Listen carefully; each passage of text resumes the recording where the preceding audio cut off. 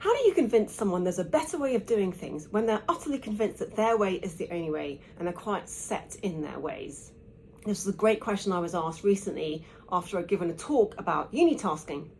And the person said, I can see the benefits of uni-tasking, greater productivity, less stress, but I know there are people in my team that are quite set in their ways and I don't know if I can, convince them to change. It's a brilliant question. And actually there's quite a few angles we can go with this. Often it's useful, first of all, to reflect on why we want people to change. Often we want people to change, because it makes our lives easier. In the case of uni-tasking, I genuinely believe it will make other people's life easier.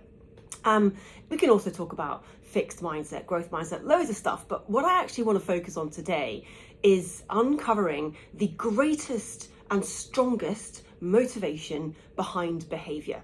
And it's fear, okay? So what I mean by that is if someone is saying, no, you definitely can't improve on what I'm already doing, that might not be arrogance that's driving that. That might be fear. It might be fear of admitting that they're not perfect, or fear of trying something new and then failing, right?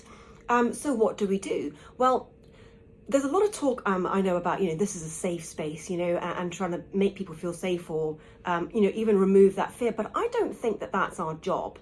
And I think that does people a disservice, actually. I think what's better is to acknowledge that and inspire people to be brave in the face of fear.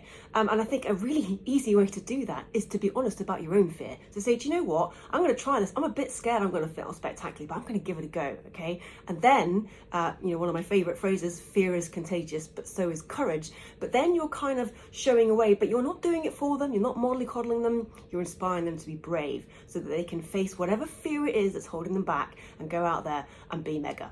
So I hope that's helpful. Love to know what your thoughts are on how we can inspire the people in our teams to be brave. Love to hear about it. All right, take care. Bye-bye.